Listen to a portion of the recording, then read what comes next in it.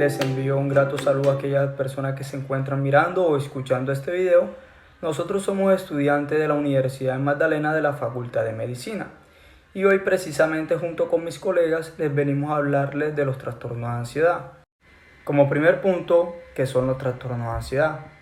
Los trastornos de ansiedad son las perturbaciones psiquiátricas más importantes o más frecuentes que se presenten en nuestra vida cotidiana, ¿vale? Y se caracteriza principalmente por un miedo excesivo a situaciones que generalmente no significan peligro alguno, ¿vale? Estas son afecciones en las que los síntomas de ansiedad son tan graves o se presentan tan frecuentes y pues comienzan a interferir en la vida.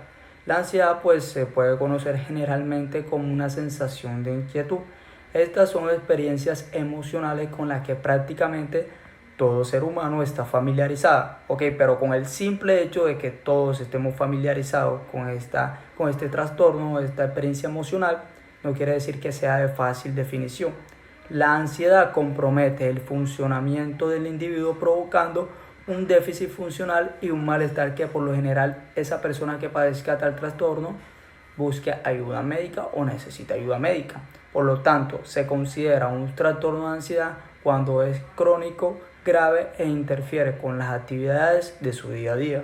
Con respecto a la etiología y la prevalencia, los trastornos por ansiedad ocupan el primer lugar en la prevalencia de las enfermedades mentales con un 17%, mientras que el riesgo de adquirirlo durante cualquier momento de la vida aumenta a un 25%. De hecho, en Colombia este trastorno es de mayor prevalencia que otro tipo de trastornos mentales. Estamos hablando que el 19.3% de la población entre los 18 a los 65 años de edad experimenta o requiere haber tenido en algún momento de su vida este tipo de trastornos. Estos trastornos pues son más comunes en las mujeres con un 22%, ya que en los hombres pues tienden a sufrir otro tipo de trastornos, como por ejemplo relacionado con el control de impulso. De seguido con lo anterior, tenemos diferentes tipos de trastornos de ansiedad en la que todos tienen una característica principal en común, en la que siempre predomina el miedo y la preocupación. Dentro de estos tipos pues, podemos encontrar 6 tipos de trastornos de ansiedad como son la fobia específica, la fobia social, el trastorno obsesivo compulsivo, el trastorno por estrés postraumático, el trastorno del pánico y siendo uno de los más complicados, el trastorno de ansiedad generalizada. El trastorno por fobia específicos son aquellas personas que siempre van a tener temor persistente y además de eso siempre se van a sentir acusadas de una forma irracional y pues claramente está desencadenada por temor a una cosa en específica. Tenemos los trastornos por fobia social. Estas son las personas que siempre tienen temor persistente a actuar en público o personas que no sean de su núcleo familiar en este caso. El trastorno obsesivo compulsivo se caracteriza por la presencia de obsesiones como pensamientos, impulsos o imágenes recurrentes y persistentes que causan malestar o ansiedad significativo en este caso. El trastorno por estrés postraumático más que todo se presentan cuando el paciente ha estado expuesto a un acontecimiento altamente traumático en el que estuviera amenazada su integridad física o alguien cercano, como algún familiar como su mamá o papá, y pues eso le afecta de esa manera. Este trastorno de pánico causa en las personas una sensación repentina de terror sin peligro aparente. Y por último tenemos el trastorno de ansiedad generalizada. Como les dije, este es uno de los más complicados, mejor dicho, más completo que puede tener los tipos de trastorno de ansiedad. Y pues se caracteriza por la presencia de ansiedad y preocupaciones de carácter excesiva. A continuación la dejo con mi compañera Natalie, que le viene a hablarles sobre el modelo neuroanatómico de la ansiedad. Gracias. Hola, yo soy Natalie y te hablaré acerca del modelo neuroanatómico de la ansiedad. Y para ello tenemos que tener en cuenta cuáles estructuras están involucradas en esto. Principalmente tenemos dos: la amígdala y el locus coeruleus. La amígdala se encuentra en el lóbulo temporal y está encargada de las reacciones de alarma. Es rica en receptores benzodiazepínicos de norepinefrina y serotoninérgicos 5-HT1A específicamente. Por otro lado tenemos el locus coeruleus, También importante porque presenta unos núcleos que son ricos en dos tipos de receptores que cumplen dos funciones diferentes. Tenemos que dentro de este se van a encontrar los receptores benzodiazepínicos, GABA benzodiazepínicos, que van a tener una acción inhibitoria sobre el sistema nervioso central, y por otro lado tenemos unos núcleos que van a ser ricos en sustancia P, en péptido intestinal vasoactivo y en acetilcolina, que nos van a producir una reacción excitadora o activa de este sistema nervioso. Además tenemos otras estructuras como son el hipotálamo, que se encarga de la liberación neuroendocrina de sustancias como lo son la oxitocina y la vasopresina, y otras estructuras importantes como lo son la corteza orbitofrontal, la sustancia gris periacueductal, el hipotálamo, que pues ya lo mencioné, y el tálamo. Bien, ahora te hablaré acerca del modelo neuroanatómico de la ansiedad, y para ello utilizaré este pequeño papelito que puedes apreciar por aquí, en donde hay una explicación un poco breve, pero al mismo tiempo un poquito compleja. Pero este modelo nos explica por qué se producen todos esos signos y síntomas que nosotros apreciamos en un paciente que se torna ansioso. Muy bien, lo primero que va a suceder es que va a ingresar un estímulo considerado como amenazador directamente a la parte anterior del tálamo. Esta parte anterior del tálamo va a diseminar hacia los núcleos de la amígdala este impulso sensorial que se ha producido. Ingresa principalmente al núcleo lateral de la amígdala, y este núcleo va a enviar esta señal directamente hacia el núcleo central de la amígdala. Allí se produce un centro de diseminación, en donde esta nos va a enviar la señal a las diferentes estructuras anatómicas que están involucradas en este proceso. Una vez ha llegado a la amígdala, se va a diseminar directamente hacia el locus coeruleus, que nos va a aumentar la norepinefrina a nivel del sistema nervioso central, nos va a aumentar la presión arterial, la frecuencia cardíaca, nos va a producir sudoración y nos va a producir piloerección. En algunos casos también puede producirse midriasis o pupilas contraídas, y aquí es donde se nos presentan los principales síntomas y signos de la ansiedad. Por otro lado, este locus coeruleus también se va a encargar directamente de la activación y del aumento de los neuropéptidos, que ya se explicaron anteriormente. Nos va a estimular el nervio vago, que se va a encargar de estimular el sistema nervioso parasimpático, y además nos va a producir la estimulación de dos pares craneales, que son el quinto y el séptimo, el trigémino y el facial, que son los que van a producir la expresión del miedo o de la famosa expresión de ansiedad, en donde todo el tiempo estoy asustado o estoy alterado. De otro lado tenemos otras estructuras como lo son el striatum, que coordina los movimientos musculoesqueléticos de huida o de atacada. Dependiendo del estímulo, así va a ser la reacción. Si el estímulo es considerado muy peligroso o amenazador, la reacción es huida, pero si el estímulo es poco amenazador y somos capaces de enfrentarnos a ello, será una reacción de atacada. Se nos va a estimular el núcleo parabranquial, que aumenta la frecuencia respiratoria, y por ende estos pacientes van a estar taquipnéicos, y se nos va a estimular el hipotálamo, que activa el sistema nervioso simpático. Pero hay una mnemotecnia inventada por mí misma que puede parecer un poco inútil, pero que no lo es, y es que para aprendernos cómo funciona el sistema nervioso tenemos que decir que el simpa para y el para dispara. ¿Y por qué razón? Porque el sistema nervioso simpático nos prepara para ese ataque, nos mueve para correr, para huir, y el sistema nervioso parasimpático es aquel que intenta relajarnos, aunque esto no siempre es así, porque hay condiciones en el que el parasimpático es excitador. Por lo general este es quien va a producir la relajación. Pero ahora, ¿por qué tenemos pacientes con ansiedad? La ansiedad está dada por varios mecanismos, y el principal de ellos es por la hiperactividad adrenérgica. Al haber un aumento de la noradrenalina, va a haber un aumento desregulado de la función del locus coeruleus, considerando así que cada estímulo es cada vez más amenazador y que la mayoría de estímulos lo son, caso que no es cierto. Por otro lado, tenemos una hiposensibilidad de los receptores GABA benzodiazepínicos. Nosotros tenemos los GABA-A, que son inhibitorios, que lo hacen a través de los canales de cloro, y tenemos los GABA-B, que liberan algunos aminoácidos excitatorios. En caso de que haya deficiencia o una hiposensibilidad de estos factores, se nos va a mantener excitado el sistema nervioso de esta persona, produciendo los síntomas de la ansiedad.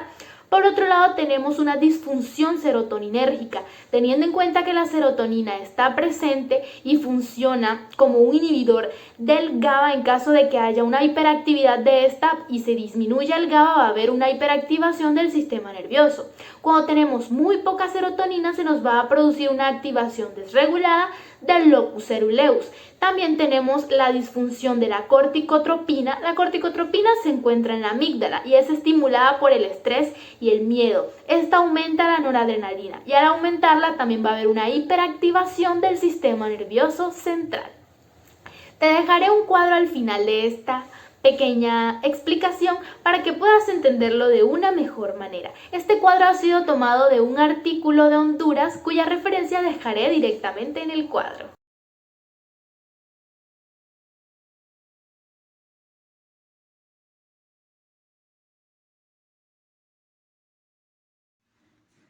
Mi nombre es María Camila y hablaré acerca de los síntomas más frecuentes en los trastornos de ansiedad.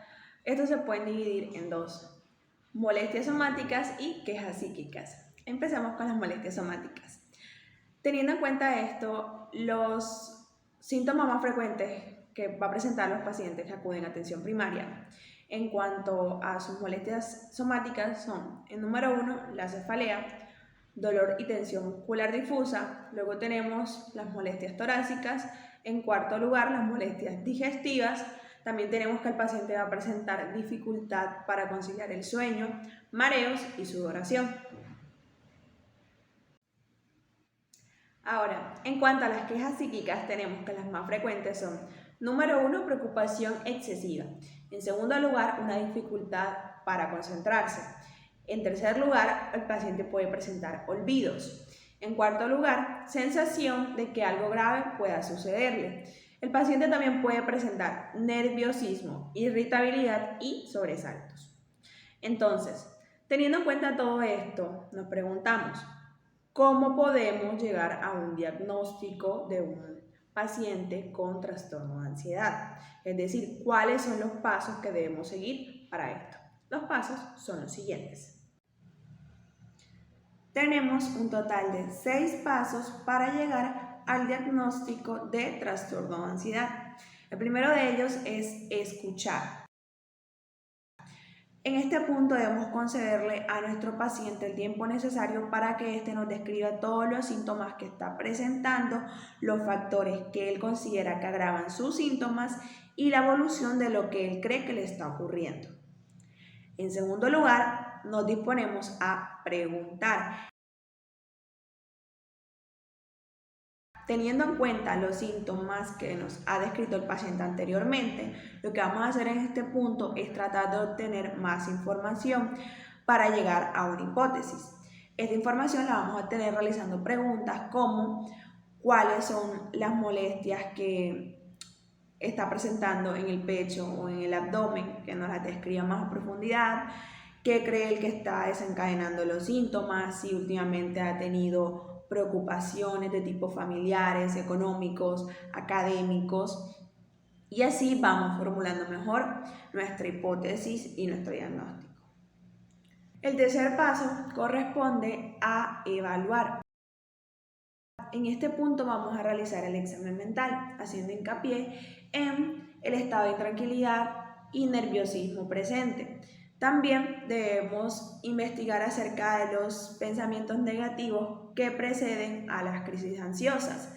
Y también vamos a explorar la presencia de ideas fóbicas, hipocondríacas, obsesiones, compulsiones y temores. El cuarto paso hace referencia a explorar. En este paso vamos a realizar el examen físico correspondiente también para determinar qué órganos y sistemas están viendo afectados por la ansiedad. En este punto es importante realizar los laboratorios y las órdenes para que al paciente se le realicen exámenes de acuerdo a las quejas que éste tiene. Esto le brinda tranquilidad y seguridad acerca de que sus síntomas están siendo tenidos en cuenta. El quinto paso es informar. En este punto, una vez hemos terminado el examen físico y el examen mental, debemos informarle a nuestro paciente acerca de los hallazgos psíquicos y somáticos. En este caso, si encontramos síntomas y signos de ansiedad, debemos informarle en primera instancia que se encuentra un síndrome general de ansiedad que debe ser diagnosticado con los resultados de los laboratorios que se le han realizado. Hay que aclararle al paciente acerca de las creencias y opiniones que éste presenta.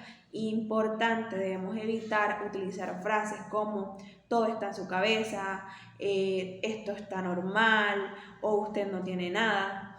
Y en caso de que la exploración y los exámenes del laboratorio estén bien, debemos comunicarlo y también informarle para que comprenda que en el trastorno de ansiedad se van a presentar síntomas cardiorrespiratorios, síntomas musculoesqueléticos, síntomas gastrointestinales y del sistema nervioso que pueden llegar a ser muy molestos, pero que estos no necesariamente indican que tenga alguna lesión. Y como último paso tenemos concluir. En este punto debemos tener en cuenta todo el examen mental, todo el examen físico, todos los hallazgos de laboratorio y así dar un correcto diagnóstico acerca del trastorno de ansiedad que presente nuestro paciente.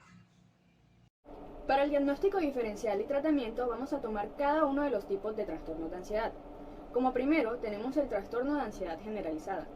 Este no se debe confundir con el trastorno de ansiedad social, donde las personas tienen los síntomas debido a situaciones sociales próximas o al verse evaluadas por terceros, mientras que en la ansiedad generalizada los pacientes muestran preocupación, estén siendo evaluadas o no.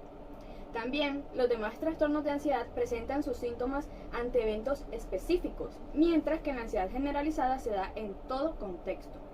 La clave diagnóstica para este trastorno es la aprehensión ante situaciones que, una vez pasada, se va a generar preocupación por una situación venidera. Además, la emoción que prima en este trastorno es la preocupación excesiva más que el miedo de los demás tipos de trastornos de ansiedad. Los tratamientos más efectivos son la terapia cognitivo-conductual, la terapia conversacional y la terapia cognitiva. Algunos fármacos utilizados para este trastorno son los antidepresivos inhibidores de la recaptación de serotonina y las benzodiazepinas. En segundo lugar, tenemos el trastorno por estrés postraumático. El tratamiento para este trastorno se enfoca en la recuperación del sentido del control de la vida del paciente. Las terapias más usadas y efectivas contra este trastorno son las terapias cognitivas, en donde se identifican las formas de pensar del paciente o los patrones cognitivos que generan el estancamiento. La reestructuración cognitiva ayudará a tener estrategias para controlar los pensamientos negativos y afrontar los síntomas. De igual manera, se suele usar o combinar terapia de exposición conductual. En ella, el terapeuta ayuda a que el paciente se enfrente de forma segura al evento traumático para que pueda encararlos de forma efectiva. Asimismo, se pueden realizar sesiones de terapia de grupo. Y por último, algunos fármacos utilizados son los antidepresivos inhibidores de la recaptación de serotonina. Los tratamientos combinados, es decir, el uso de la psicoterapia y fármacos, son los más efectivos. Tercero, el trastorno obsesivo-compulsivo. Este se puede tratar con psicoterapia o mediante fármacos. La psicoterapia más efectiva suele ser la cognitivo-conductual, con un enfoque de exposición y prevención de la respuesta, donde se expone progresivamente al paciente a sus obsesiones y se interviene sobre los rituales compulsivos. Entre los fármacos más utilizados para la intervención de este trastorno encontramos los antidepresivos. Fobia social. Los tratamientos para la fobia social combinan el uso de fármacos y la psicoterapia. Entre los fármacos se encuentran los antidepresivos inhibidores de la recaptación de serotonina o ansiolíticos como las benzodiazepinas. Sin embargo, la ansiedad social puede ser tratada efectivamente con psicoterapia, desde la rama cognitivo-conductual, donde se trabajan los pensamientos disfuncionales asociados a su fobia, los desencadenantes de la misma, y se entrenan habilidades sociales específicas para tolerar la ansiedad tanto a nivel cognitivo como técnicas de relajación. Por último, se hacen sesiones de exposición sistemática y se entrena en habilidades sociales. Fobia específica. Los criterios diagnósticos para estas son: A. miedo o ansiedad intensa por un objeto específico, ya sea la oscuridad, la altura, un animal, etc. El objeto o situación fóbica siempre produce miedo. Y C, el miedo o ansiedad es desproporcionado al peligro real que representa. En esta, los niños tienden a tener mayor proporción de fobias específicas. Y el mejor tratamiento para esta fobia es la terapia de exposición y reestructuración cognitiva desde el enfoque cognitivo-conductual. Por último, tenemos el trastorno de ansiedad debido a las enfermedades médicas y trastorno de ansiedad inducido por sustancias. Para ambos trastornos tenemos 5 criterios diagnósticos que son: A. Ataques de pánico o ansiedad. B. Existen pruebas a partir de la historia clínica, exploración física o análisis de laboratorio de que el trastorno es consecuencia directa del consumo, intoxicación o abstinencia de alguna sustancia adictiva o medicamento que se conozca. Este produce los síntomas del criterio A. Al igual que para el trastorno por enfermedad médica, es consecuencia fisiopatológica de alguna afección médica.